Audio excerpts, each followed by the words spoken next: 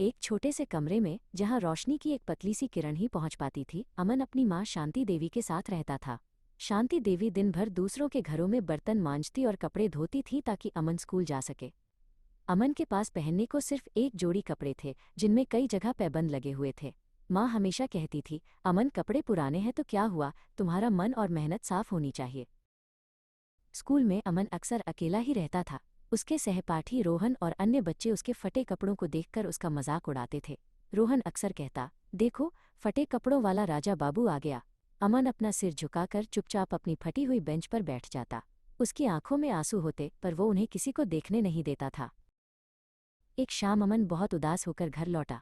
उसने अपनी माँ से कहा, माँ, क्या मैं कभी उन बच्चों जैसा नहीं बन पाऊंगा? सब मेरी गरीबी का मजाक उड़ाते हैं।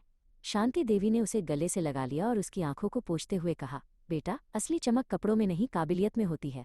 तुम बस अपनी पढ़ाई पर ध्यान दो। अमन उस रात भूखे पेट ही सो गया, पर उसके मन में एक कसक थी।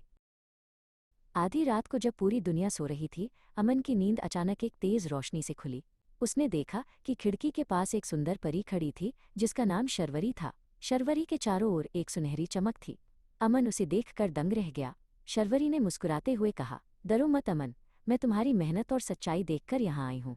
क्या तुम पढ़ना चाहते हो? उस रात से एक नया सिलसिला शुरू हुआ। जब भी अमन को कोई सवाल समझ नहीं आता, शर्वरी उसे बड़े प्यार से समझाती। वो उसे विज्ञान के चमत्कार और गणित की पहेलियां हल करना सिखाती। शर्वरी की जादुई किताबों से निकलने वाली कहानियां अमन के कमरे को ज्ञान की रोशनी से भर देती थीं। अमन को अब रात का इंतजार रहने लगा था।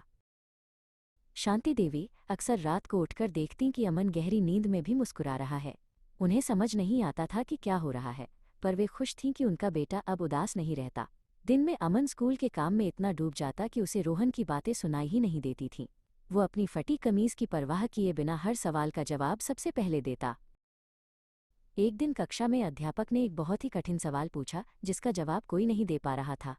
रोहन ने अपना सिर खुजलाया पर उसे कुछ समझ नहीं आया। तभी अमन ने धीरे से अपना हाथ ऊपर उठाया। जब उसने जवाब दिया तो पूरा कमरा शांत हो गया। अध्यापक ने उसकी पीठ थपथपाई और कहा, शाबाश अमन, तुमने बहुत अच्छा समझाया। वार्षिक परीक्षा का परिणाम आया। स्कूल के नोटिस बोर्ड पर सबसे ऊपर बड़े अक्षरों में लिखा था, अमन प्रथम स्थान। शांति देवी खुशी के आंसू रो पड़ीं।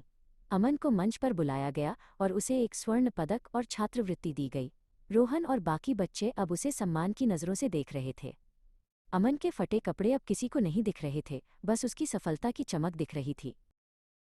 उस रात शर्वरी आखिरी बार अमन के पास आई। उसने कहा, अमन, अब मेरी ज़रूरत तुम्हें नहीं है। तुमने साबित कर दिया कि असली जादू बाहर नहीं, तुम्हारे अंदर है। अमन ने उसका शुक्रिया अदा किया और पूछा, क्या आप फिर कभी आएंगी?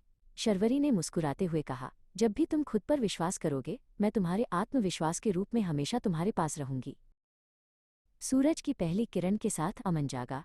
उसने अपनी वही फटी हुई कमीज पहनी, लेकिन आज वो उसे किसी रेशमी लिबास से कम नहीं लग रही थी। उसने अपनी माँ के पैर छुए और नई उमंग के साथ स्कूल की ओर चल पड़ा। उसे अब समझ आ गया था कि कपड़ों के छेद इंसान को छोटा नहीं बनाते, बल्कि हौसलों की कमी इंसान को पीछे रखती है। उसका असली उजाला उसके भीतर था।